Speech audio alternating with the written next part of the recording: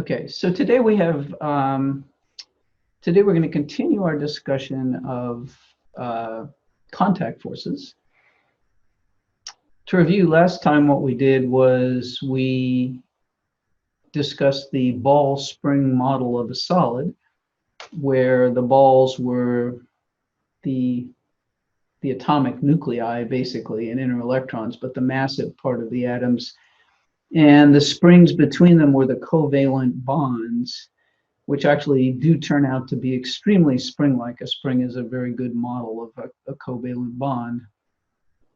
And we found that from analyzing what happened when we stretched a wire, we could actually calculate the stiffness of one of these interatomic bonds modeled as a classical spring.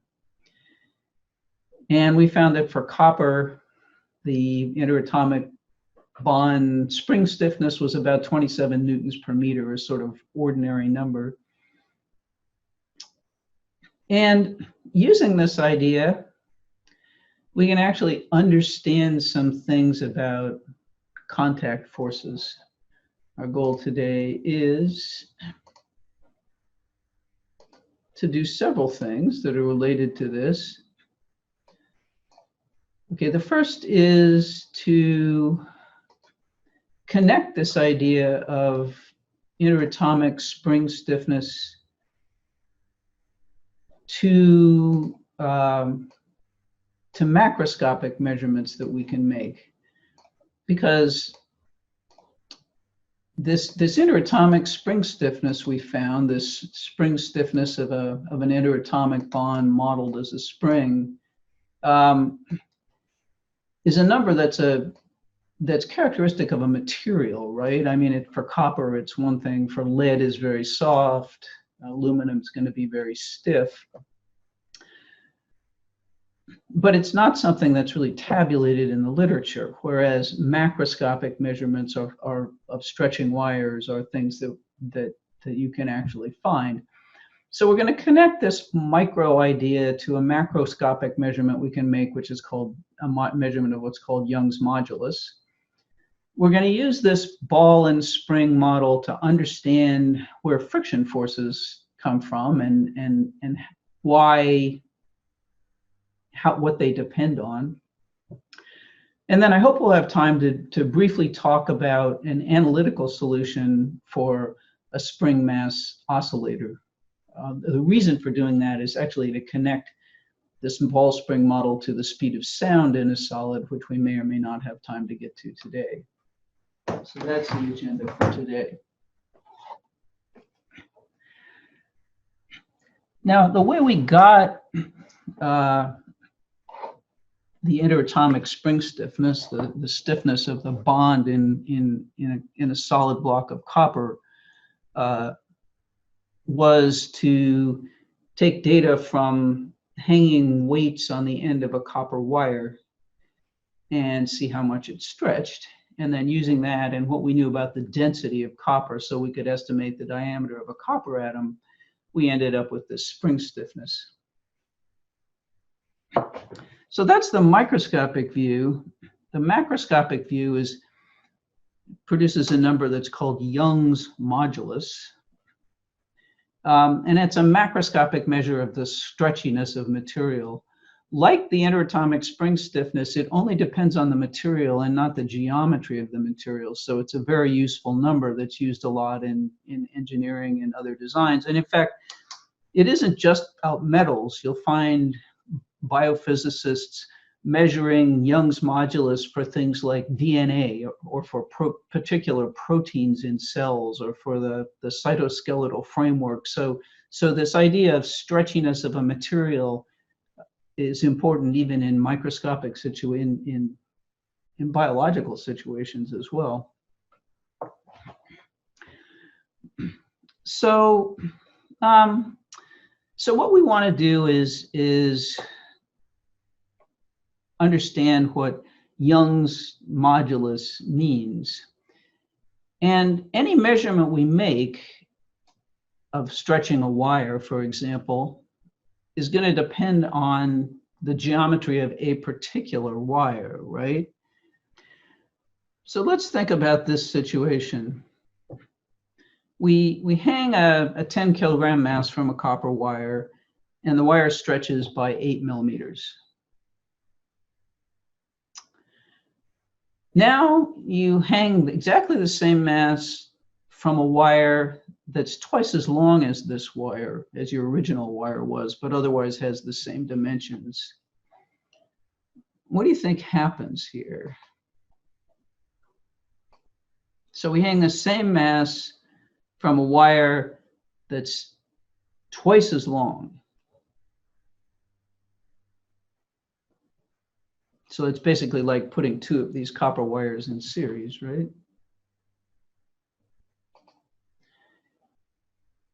So the majority says that the second longer wire is going to stretch 16 millimeters.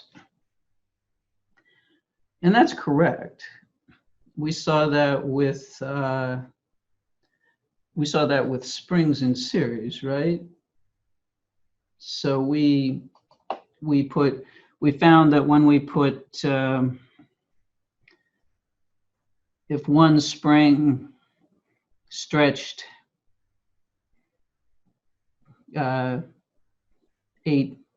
millimeters, when we added a weight to it, then if we put two springs in series, the first one stretched 8 millimeters because it was still supporting the same weight.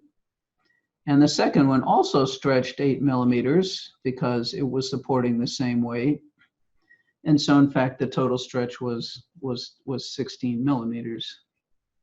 So the amount of stretch depends on the length of a wire.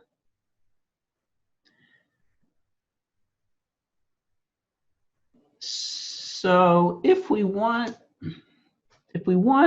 to have something that's independent of geometry,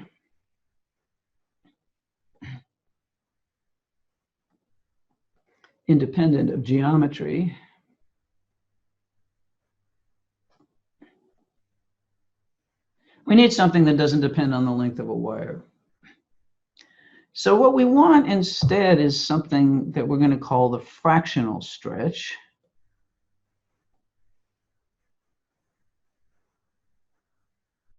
So what the stretch is, what fraction of the length, because the stretch should be proportional to the length. So if a wire has length L and the stretch is delta L, then the fractional stretch is going to be just delta L, the stretch over the length of the wire. And this has a name, it's called strain.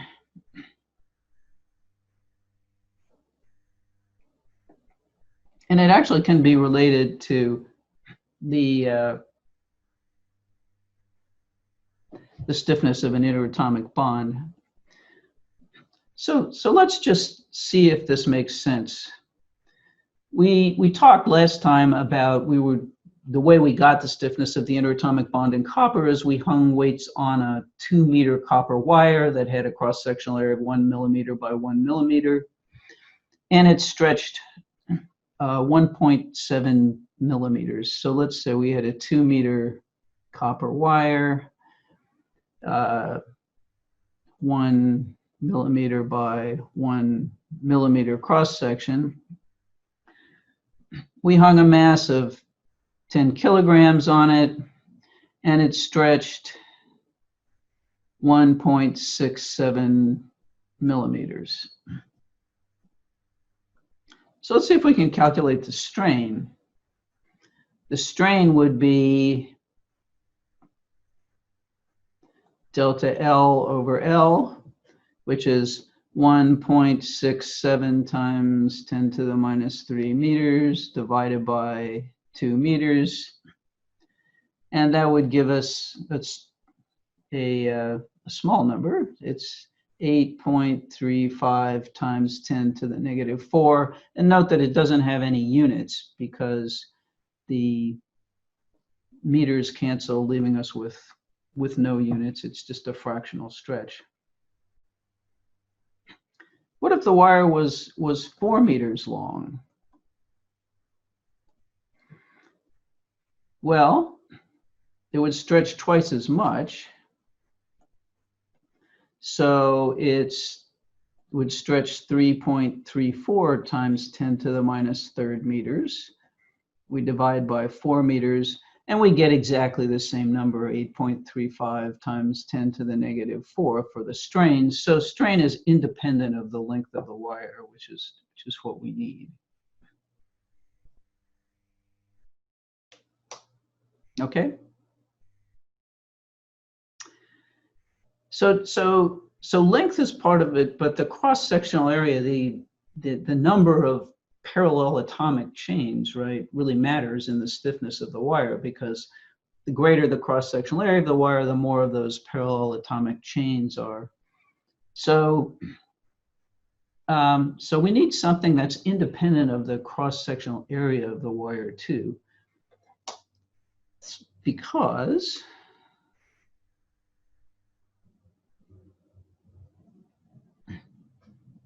consider this question. We hang a 10 kilogram mass from a copper wire and it stretches by 8 millimeters, same as before. Now we take a second copper wire that only has half the cross-sectional area. Okay, so it's a much thinner wire, but its length is exactly the same. And we hang this 10 kilogram mass from this wire. How much will it stretch? It stretched 8 millimeters for the thick wire. So basically, this is a situation of having fewer chains of interatomic springs in parallel, right?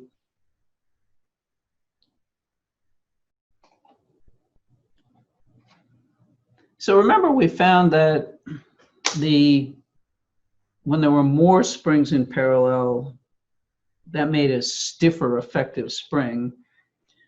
And so when we have fewer chains of springs in parallel, which is what happens when we have a smaller cross-sectional area, it's going to be a less stiff spring. So in fact, it really will stretch more. And so again, the majority is correct. The answer is 4. So what we need to do is find a way to factor in the cross-sectional area of the material of this wire here. And the way we do that is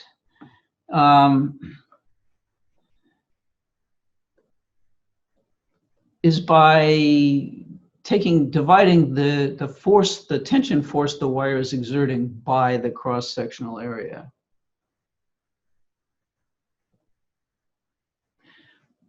So what we have is the force the wire is exerting to hold up the weight divided by the cross-sectional area. This is called a tension force, because the wire is under tension when it's holding up a weight. It's due to stretching over the cross-sectional area. And this has a name. It's called stress. And you can see that it's got units of newtons per meter squared, which is actually the same as the unit of pressure, actually. So force distributed across an area. And so what was the stress on our copper wire? Well, the stress was the force that the wire had to exert to hold up the weight. So here's our 10 kilogram weight. If we take the weight as the system, we know that the gravitational force, the magnitude of the gravitational force is equal to mg. And here I'm using a shortcut that's a really convenient thing to do. In notation, instead of writing the magnitude of a force, we're going to use the shortcut of saying if we write the force without any vector symbols at all, then what we'll mean is we're referring to the magnitude, so we don't have to draw the vector symbol or the absolute value signs. Since the weight isn't moving, the tension force by the wire must be equal and opposite to the gravitational force. So the wire must be exerting a force mg upwards, since dp delta p over any time interval we like is going to be 0. And so we're going to have the stress on this wire is going to be mg over the cross-sectional area, which is 10 kilograms, 9.8 newtons per kilogram, divided by 1 millimeter squared,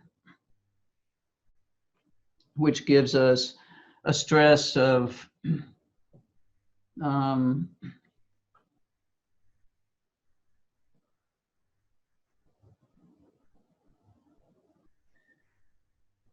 let's see, we have 98 divided by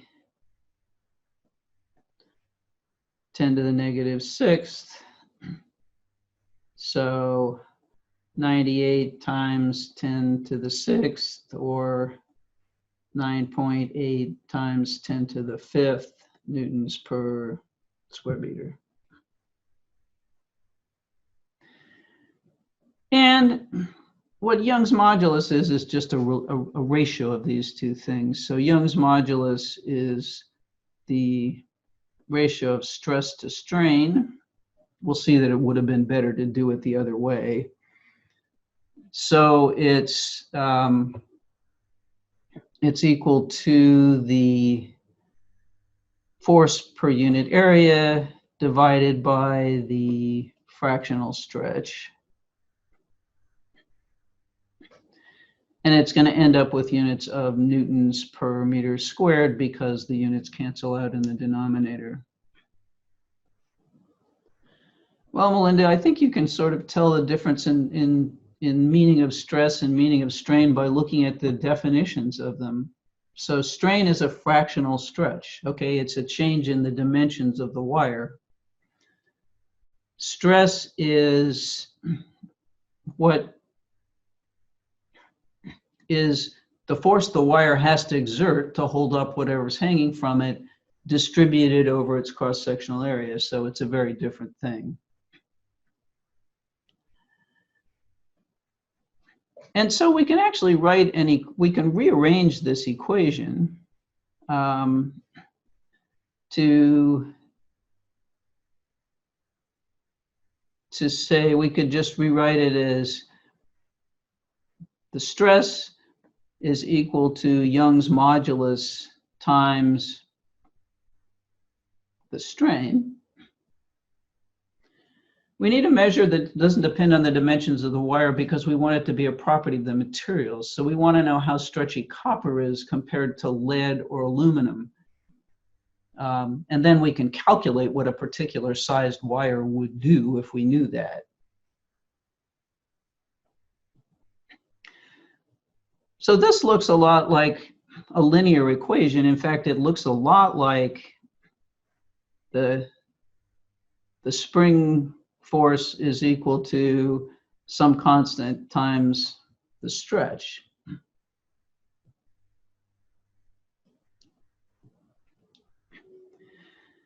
So we sort of have a parallel macro equation here.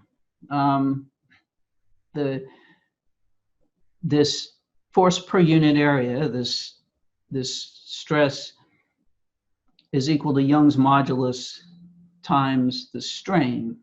So this is another of our linear equations like y is equal to mx. Except that really in this case it's kind of backwards, because this is actually, you can think of this as a cause. The strain stress in the wire, the force the wire had to exert to hold the weight up, is sort of the cause of the stretch. So we really could rewrite this equation as the strain is equal to 1 over Young's modulus times stress. So we have a causal relationship. We measure it just by hanging weights on a wire, the way we talk about it. And if you do this, so measuring it, we would plot the stress, the amount of weight we put on the wire divided by the cross-sectional area of the wire, so the force the wire had to exert to hold up the weight, versus the strain, the fractional stretch. And what we'd get if we did this measurement is kind of interesting. Obviously, it should start at 0. And we get some linear dependence. So this is very much like a spring equation, okay? That the more weight you have, you hang, the wire stretches proportionally in a linear fashion until you get to a certain point. And then any real wire will actually just yield. You can see this if you do the experiment. It'll just suddenly, you'll see a big lengthening of the wire. And what's happening is that actually things are slipping inside the wire. The structure of the wire is, that crystal structure of the wire is actually changing. That should be a 7 here, shouldn't it?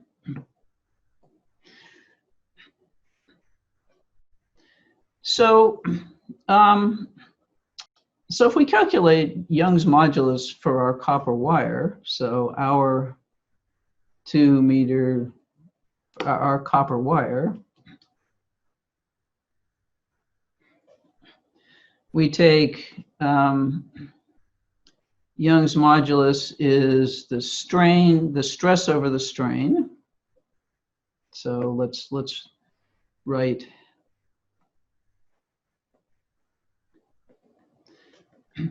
and we found that the stress was 9.8 times 10 to the 7 newtons per meter squared, and we found that the strain was 8.35 times 10 to the -4, no units. And so we get a number that's something on the order of 1.174 times 10 to the 11 newtons per meter squared for copper. A newton per meter squared is a unit of pressure, and it's also called 1 Pascal.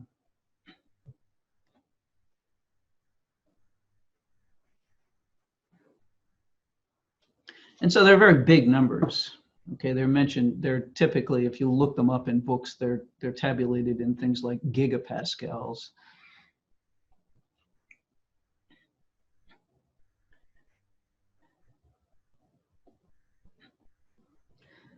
So if we have 2 copper wires and one is long and thin and one is shorter and thicker, and we get weights on them to measure Young's modulus, even though the stretch is going to be different in each case, when we compute this ratio, we will get exactly the same number. So this really is, we're going to get the same measurement for copper, no matter the dimensions of the copper wire that we use to do this. And likewise for lead and aluminum and any other, and DNA and whatever else we decide to measure Young's modulus for. Now we can relate Young's modulus to this microscopic, this macroscopic quantity to this microscopic, this interatomic spring stiffness that we determined last time. And there's sort of an easy way to see that. If we take a microscopic view here and we just look at 2 atoms in our chain of atoms here, and we have these interatomic springs here. So if we just look at the top two atoms,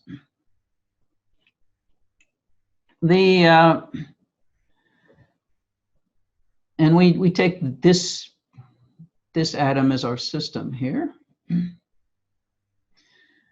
So let's only consider two atoms.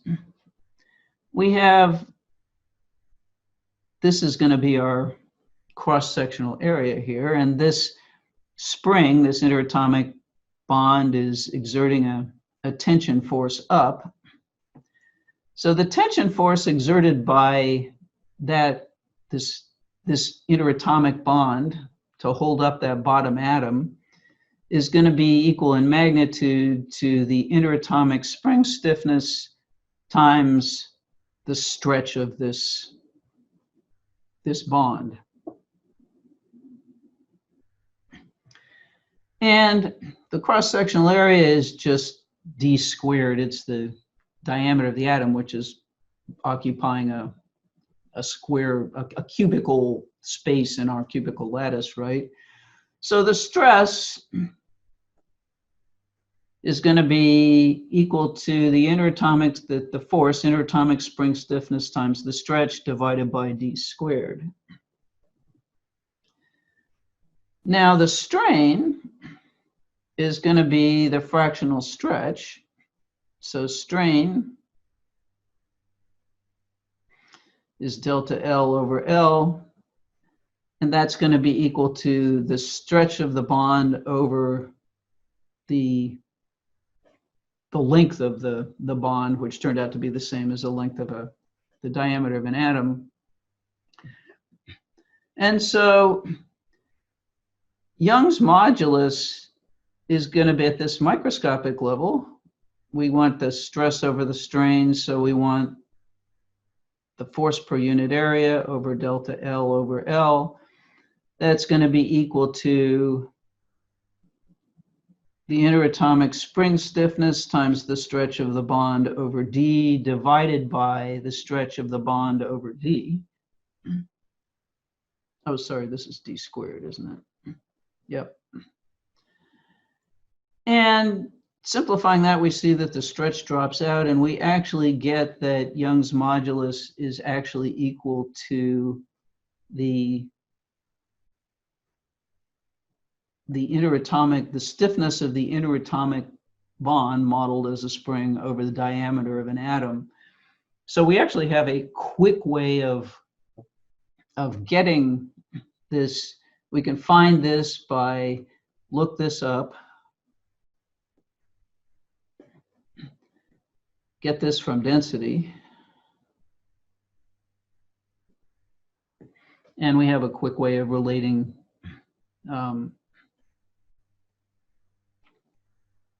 Young's modulus to the macro measurement to a micro measurement. Now for copper, we had, so copper, so let's do a check, we should get the same number. We found that the interatomic spring stiffness was about 27 newtons per meter, and the diameter of an atom was 2.28 times 10 to the negative 10th meters. And that gives us a Young's modulus of 1.18 times 10 to the 11 roughly, and we rounded this a little, which is almost exactly the same modulo a few significant figures as we got up here from our stretching a wire. So we have this macro-micro connection. Now notice the Young's modulus is valid for both stretching and compressing. Okay, so the force can be stretching a wire or it could be compressing a piece of metal, and either way, Young's modulus is going to work the same way. Sometimes you'll hear people talk about tension in a wire.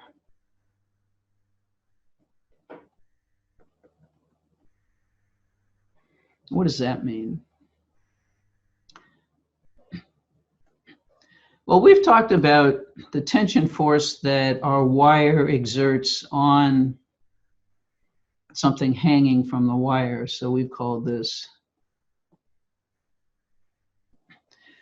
But if we look inside the wire, so we take our Superman X-ray vision and zoom inside our wire here, and here's our mass hanging somewhere down here, we see that every atom in this layer is connected to bonds that have to hold up this mass, and that every atom up here has to hold up the whole bottom of the wire plus that mass. So in fact, every single interatomic spring is stretched. And so the upward force here exerted by these atoms on the layer of atoms below them has to be equal to the force that the whole wire is exerting on this block here. The mass of the atoms in the wire is presumably, in this case, negligible compared to the mass of the block we've hung on the end. And so there, at any point, if you cut the wire, you'd find, if you went inside and looked inside the wire, you'd see stretch bonds exerting that force. Okay, so now we're in a position to talk about compression forces and about friction. So let's consider a brick sitting on a table. Now, last time we were initially a little bit puzzled that a floor could hold up could adjust the force it exerted to hold up whatever was on it, whether it was a 60-kilogram human or a 10-kilogram raccoon. But then we understood that what's happening is when as exaggerated in this diagram, when something pushes down on that top layer of atoms, it compresses these interatomic bonds all throughout the material, and they exert upward forces that depend on the amount of compression. Every part of a wire is, yes, so the question is every part of a wire under the same amount of tension? And the answer is approximately yes, except to the extent that that the interatomic bonds at the top have to hold up not only this big mass at the bottom, but also the rest of the atoms in the spring. And you can, if the mass of the wire or the spring is significant, you can see this. I don't know if you can see this slinky very well, but you can see that the spacing here, the stretch here, is bigger at the top than it is at the bottom.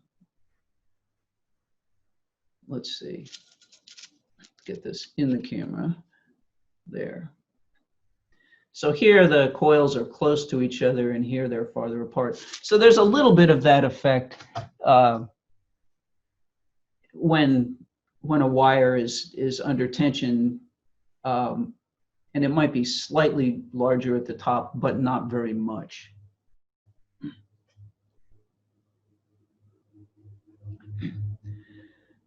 Okay, so we call this, so this force is, would make sense to call the force that the table exerts on the brick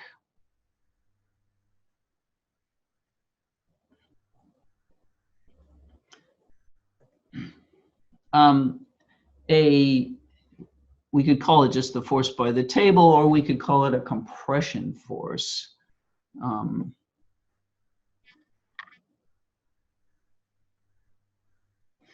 For historical reasons, it is typically called a normal force, at least this piece of it, because it's mathematically perpendicular to the table. So if we take the brick as our system here,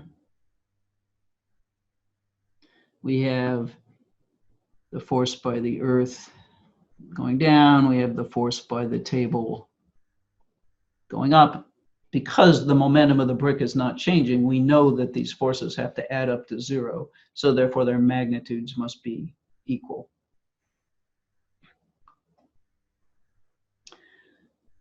Okay. But what happens if I pull on the brick? So I'm going to pull the brick to the right. Well, so here's the force applied by me as I pull the brick to the right. And now the brick is actually kind of squishing bonds to the right of it. It's stretching these springs to the right. So the table is actually applying a force in this case that isn't just upward. The total force applied by the table here is actually going to be more like that.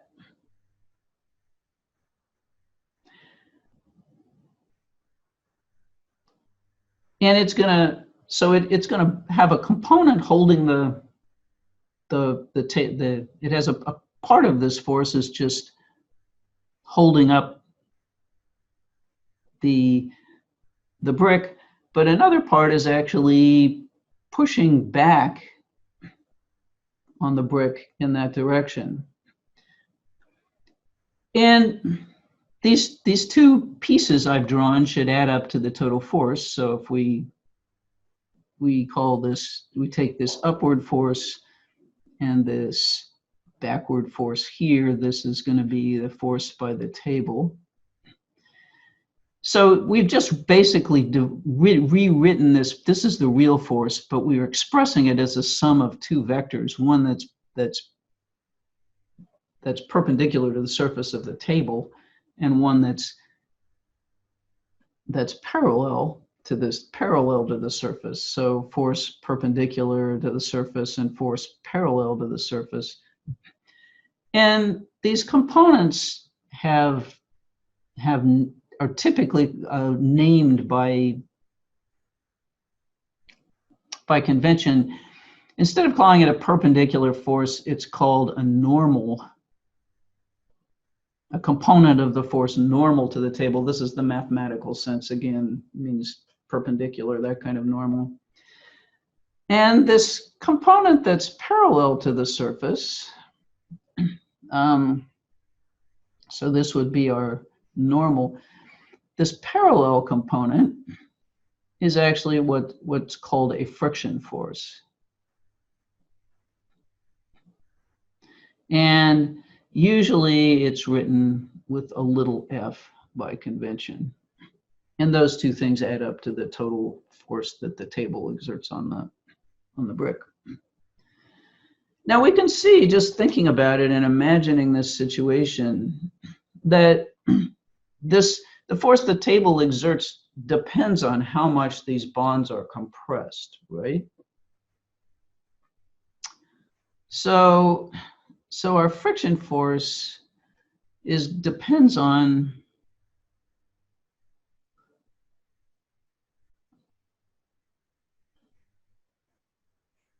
bond compression. And so it actually is going to be proportional to the amount of how far this brick is sunk into the table. And so we can actually write this friction force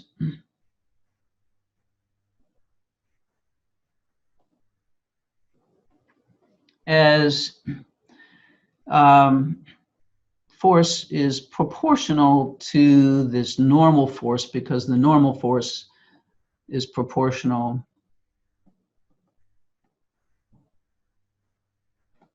to bond compression.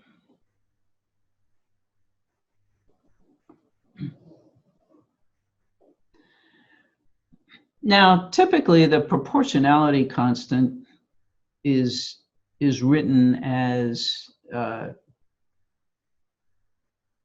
coefficient of friction.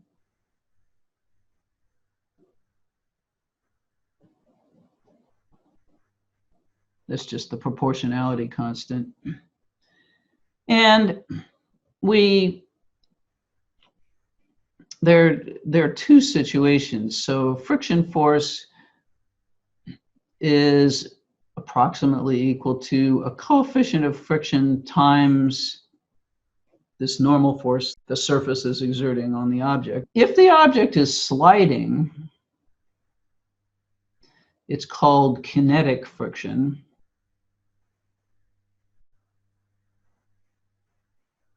You've heard of kinetic energy associated with motion. Well, this is friction associated with motion, really. And it's got a subscript K. And if it's not sliding, then it's more interesting. The friction force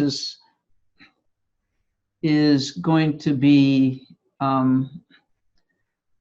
less than or equal to a proportionality constant, a different proportionality constant times the normal force. This is called the coefficient of kinetic friction, and this is called coefficient of static, meaning not moving, friction.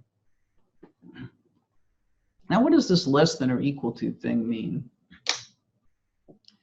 Well, you can kind of see it from this picture we were working with here. If we pull just a little bit to the right, the block probably doesn't move. We pull a little harder, maybe it still doesn't move. We're stretching the bonds more and more and more and more and more until finally something gives and the block begins to slip.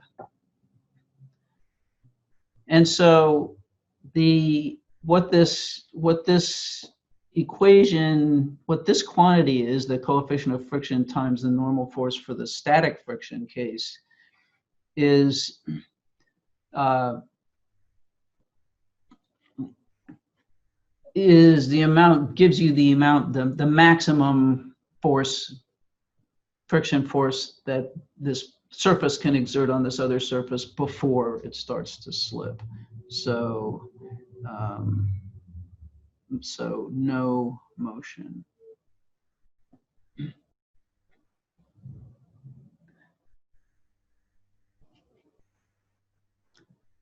Okay. So let's do a calculation here. Let's consider a situation. We put a 100-kilogram mass on the floor.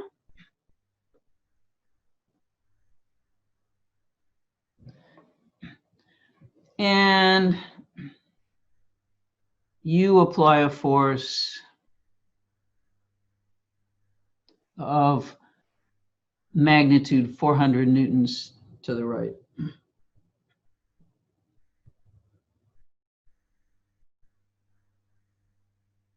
And the mass doesn't slip, so no motion.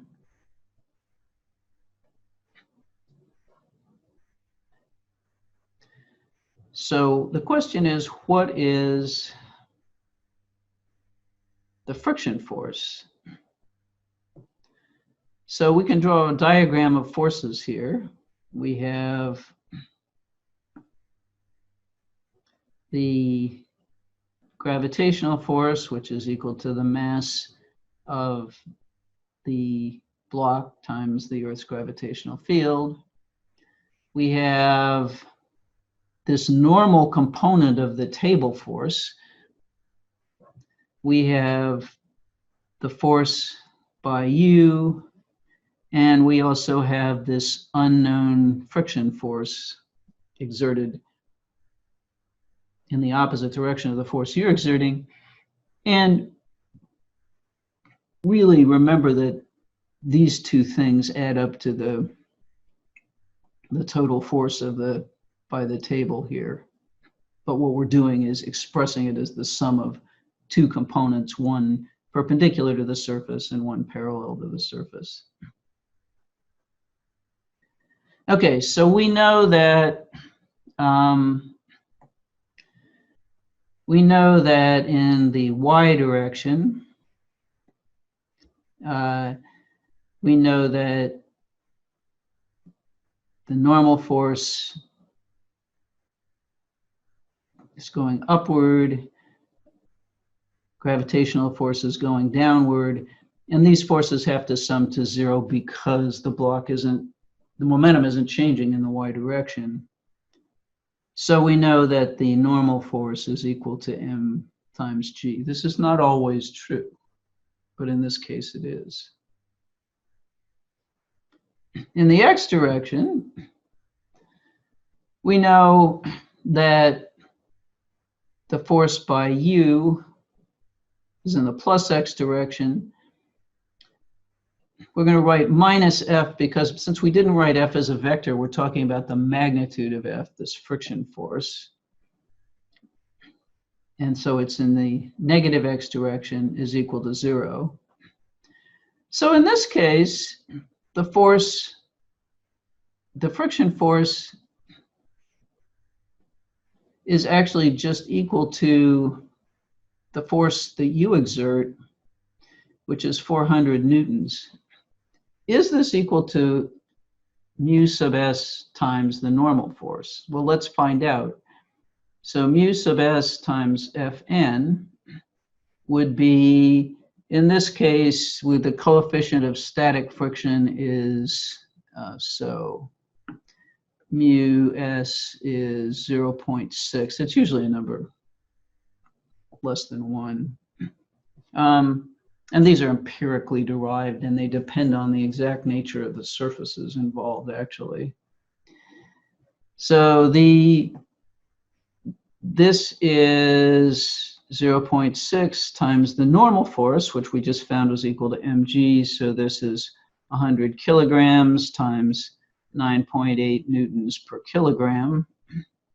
So this is 0.6 times 980 newtons, which is equal to 588 newtons.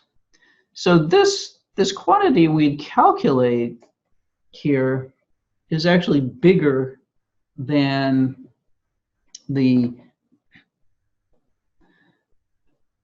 friction force currently is, because the table just doesn't have to exert that big a force. You're not pulling hard enough. What is this number? This number is the maximum friction force the table can exert, or the floor can exert, before the block starts to move.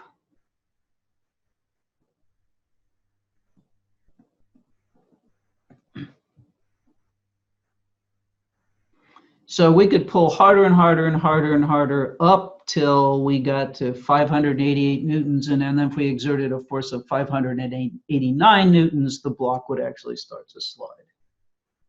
So here is a question to think about here.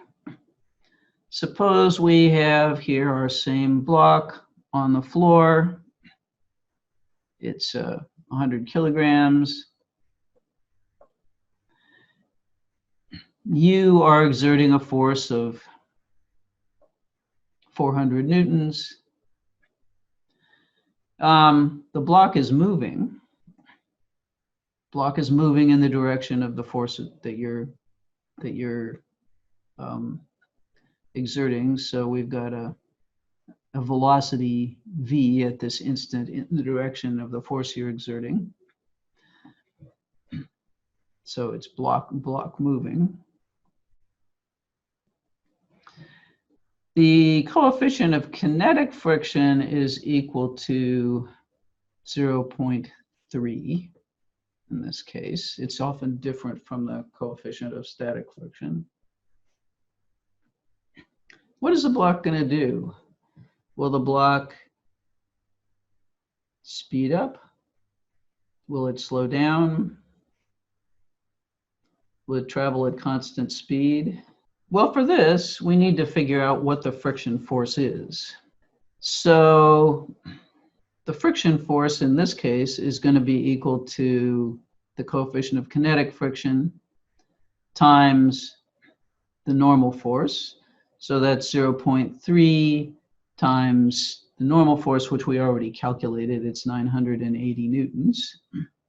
And that gives us a number of 294 newtons. So the friction force here is only 294 newtons. So that means in the x direction, so delta P is going to be equal, delta P sub x is going to be F net x delta T in the next few seconds. And that's going to be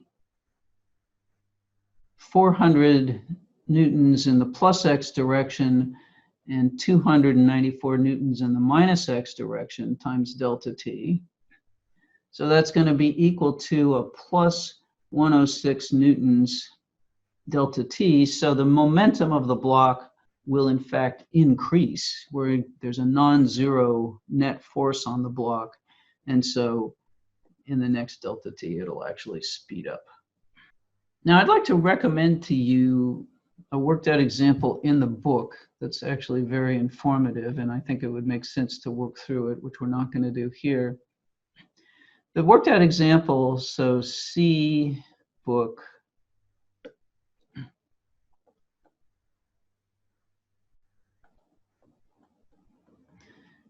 It involves a wall and a block which you're pushing with your hand against the wall. So you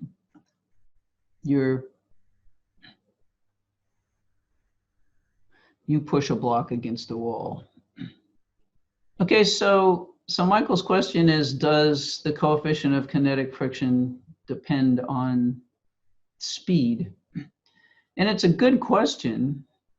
And interestingly, the answer is no, and we can see that in these equations here, because we wrote these equations for kinetic friction and static friction. They only depend on the force, how far the object is squished into the surface. So the normal force the surface is exerting on the object, they don't depend on speed. And in fact, it does turn out that sliding friction is roughly independent of speed.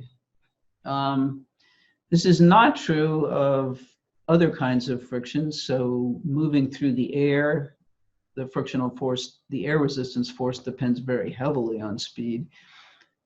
What's called viscous friction, dragging a block through something like an oil bath or water, also depends on speed, but the sliding friction actually doesn't depend on speed, which is an interesting result.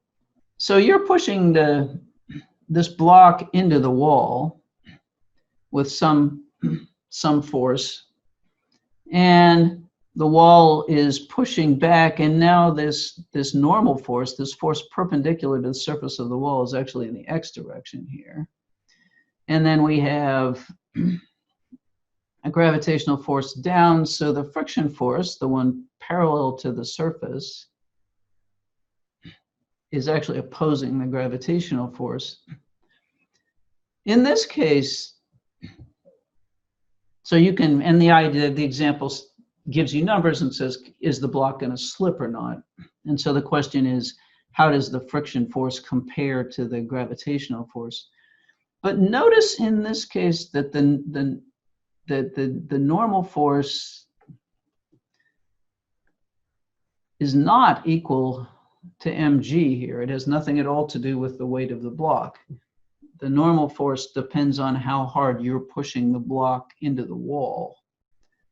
So this friction force, which is going to be mu s, it's going to be less than or equal to mu static times The normal force doesn't depend on the weight of the block. It depends on how hard you're pushing it into the wall. So I recommend that example to you. Let me point out again that this is in the textbook. So we'll look at the example in the book. Okay, the point here that I was trying to make is that the normal force, the force exerted by the wall on the block, is not equal to mg in this case. So the normal force is the force perpendicular to the surface. So here's what we're going to do in these 20 minutes. I want to talk to you for a minute about the speed of sound and what that means in a solid. So we're going to look at a Python program here.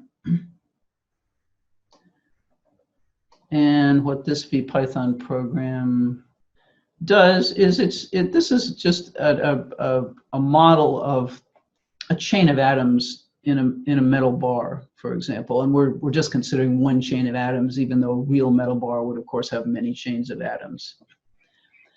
And if we tap with a hammer on the left end of the bar, what's going to happen? Now, this model just shows the atoms, and it doesn't show the springs representing the interatomic bonds, so you're going to have to imagine them.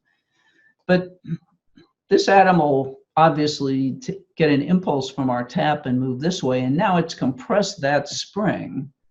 So in the next delta t, as I keep clicking, that atom starts moving to the right, the other one moves back, and we can see this disturbance propagating down the bar. I'll stop clicking and say that at this point, this disturbance has obviously gotten this far, but these atoms don't know about it yet. So the speed at which a disturbance like this propagates through a bar is called the speed of sound, and it's speed of sound in a solid as opposed to in air. Now, it's a little bit easier to see if we actually make a graph of displacement from the equilibrium position. So each of these atoms is at an equilibrium position before we hit it. And then as we hit it, it's displaced from its equilibrium position. So what we're plotting here is basically a delta x. And if it's positive, it's to the right of its equilibrium position. And if it's negative, it's to the left. Or it's actually, yeah. And we see that as we keep clicking and stepping through this, taking time steps through it, we can now see the disturbance propagate, and it finally gets to the last atom about there.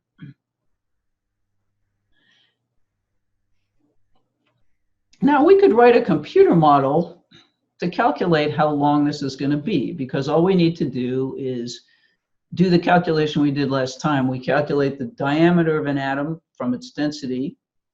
We take Young's modulus and we find out the interatomic spring stiffness. And then we just, in our computer model, make a chain of atoms and a chain of springs and let it run. And so what we're going to do is this. We now have 100 aluminum atoms. The diameter of an aluminum atom is 2.58 times 10 to the 8th meters, 10 to the negative 8th meters. The spring stiffness is a little bit higher than copper. I think it's about something like 48 or something.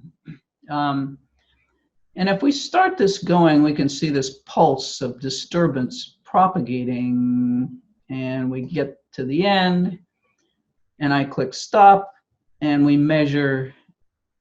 We just divide the distance by the time it took here. And it took 5.25 times 10 to the minus 12 seconds. So we get a speed of sound in aluminum of 4,800 meters per second, which is actually what's observed in aluminum. So that's interesting.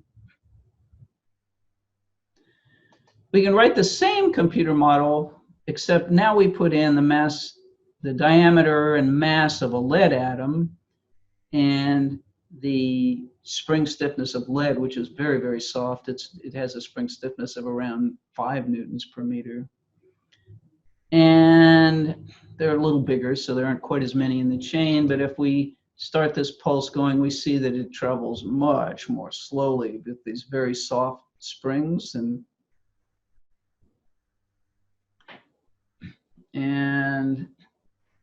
it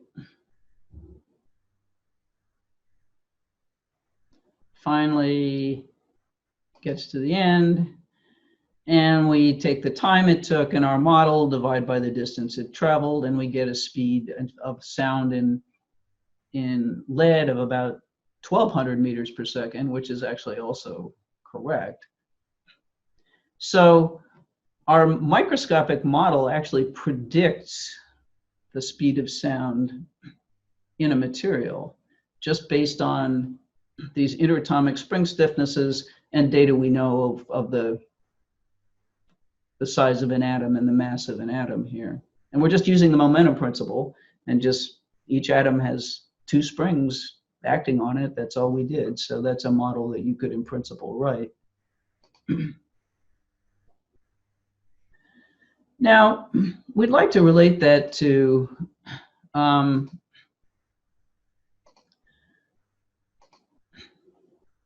we'd like to see if we could get some sort of expression, analytical expression that relates it to something interesting. And to do that, what we actually need to do is think about mass spring oscillations and see if we can describe a spring mass system analytically. So, analytical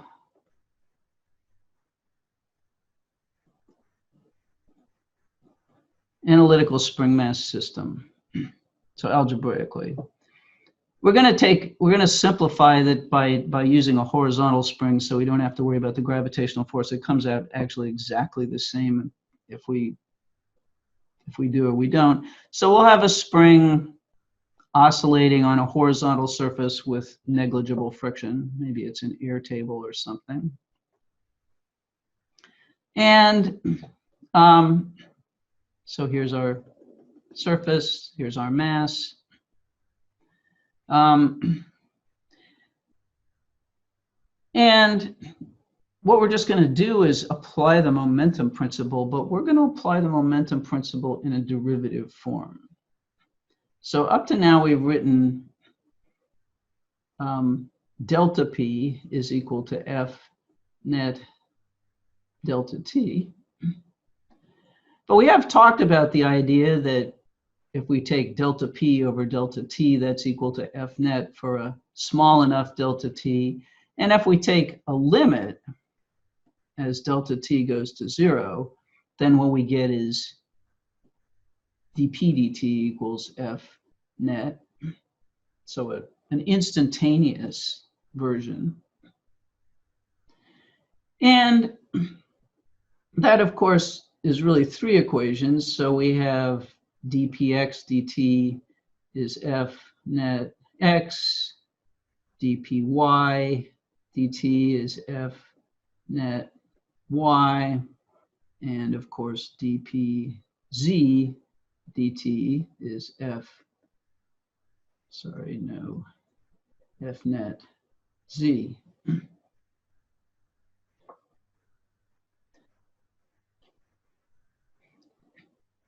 And so all we're going to do is apply the momentum principle to this system and see what we can learn.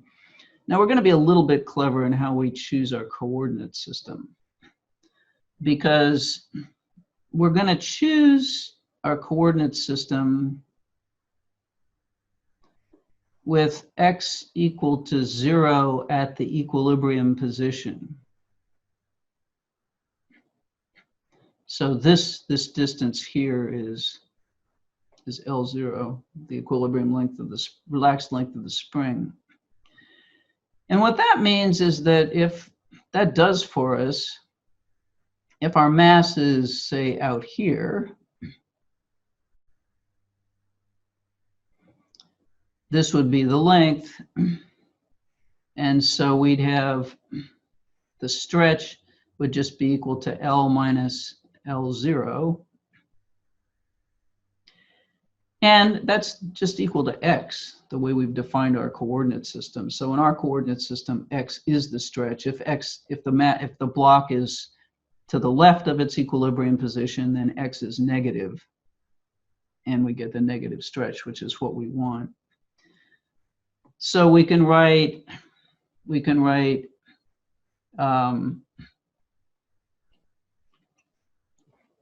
the x component of the spring force is just equal to minus k sub s times x, where x is the stretch. So now we're going to write the momentum principle in this derivative form. So we're going to write d for the block as the system, dpx dt is equal to f net x. And that's, of course, just equal to minus k sub s times x. But how do we write dpx dt? Well, px is approximately equal to m v sub x, and m is a constant. So what we have here is m, the time rate of change of the x component of velocity.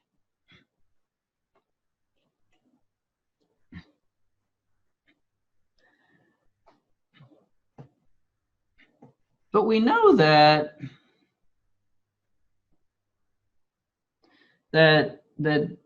v sub x is actually just equal to dx dt.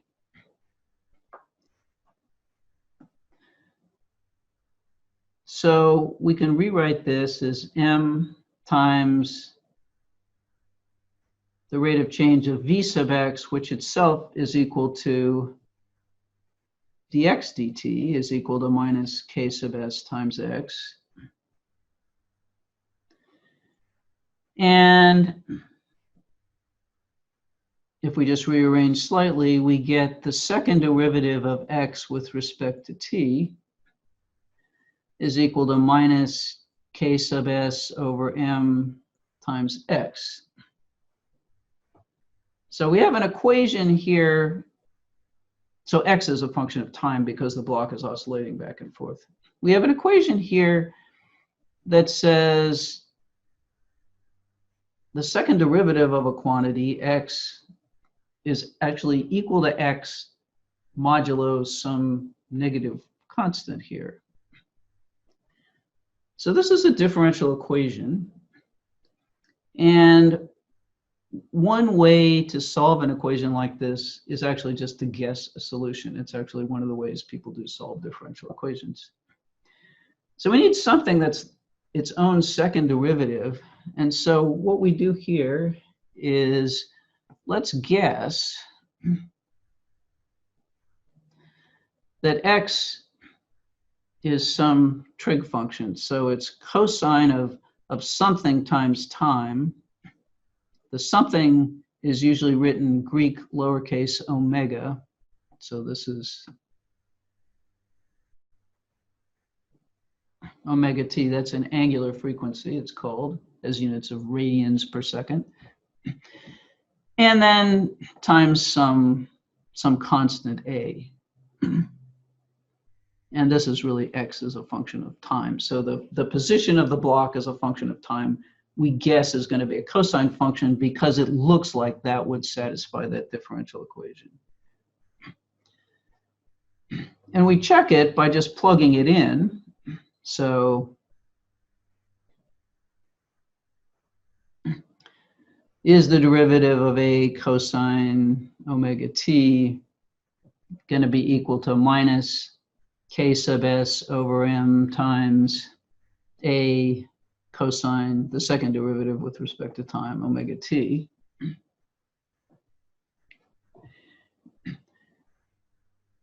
And this turns out to be a minus a omega squared cosine omega t.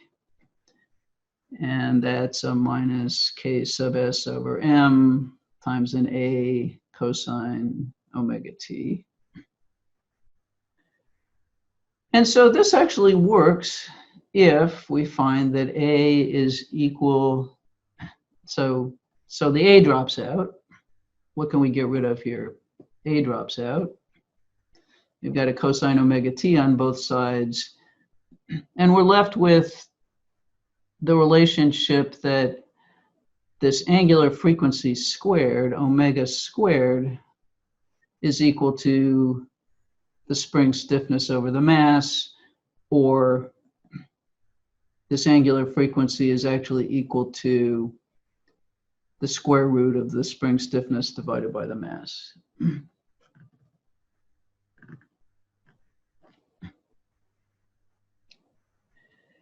And that says that if we plotted the motion of this mass spring system as a function of time, we plot x versus t. We started out stretched. It should look like a cosine function. And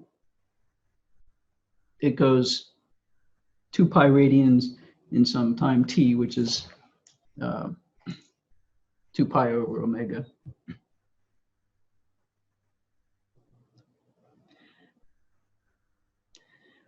Now, what does this have to do with the speed of sound in a solid? Well, we might guess that if we were guessing, just doing what's called dimensional analysis, we might guess, so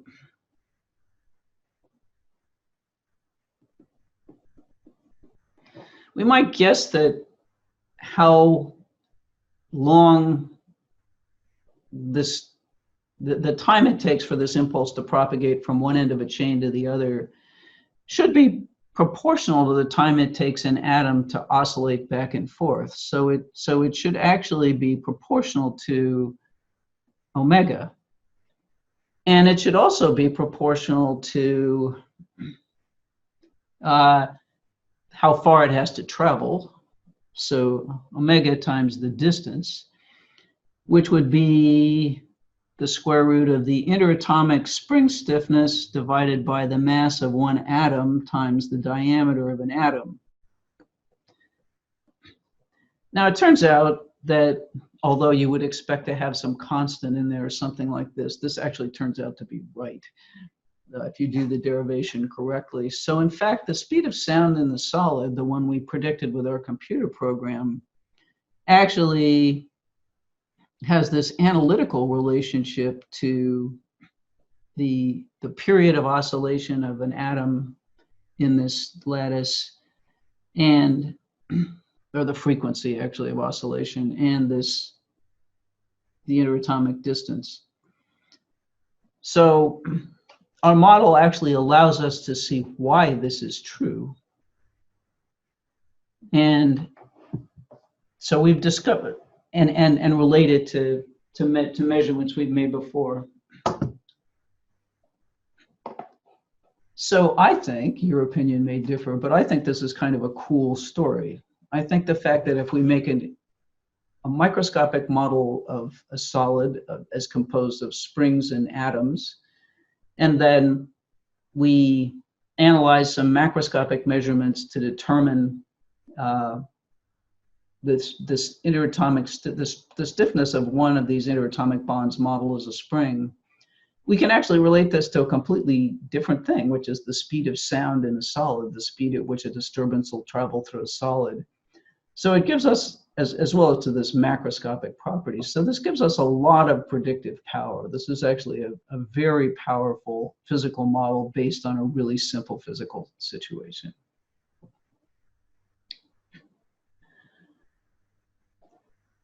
So, as usual, the lecture hasn't had time to go into everything in detail, so you do need to read the book.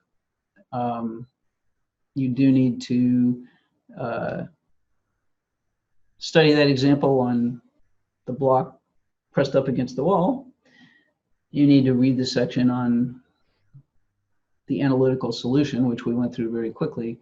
But I think you see the overall connection and the idea that this microscopic model can provide us major insights into the nature of friction, to speed of sound in a solid to stretchiness of different metals, different substances, DNA, whatever. So I think it's kind of a cool story. I hope you found it interesting. That's all for today.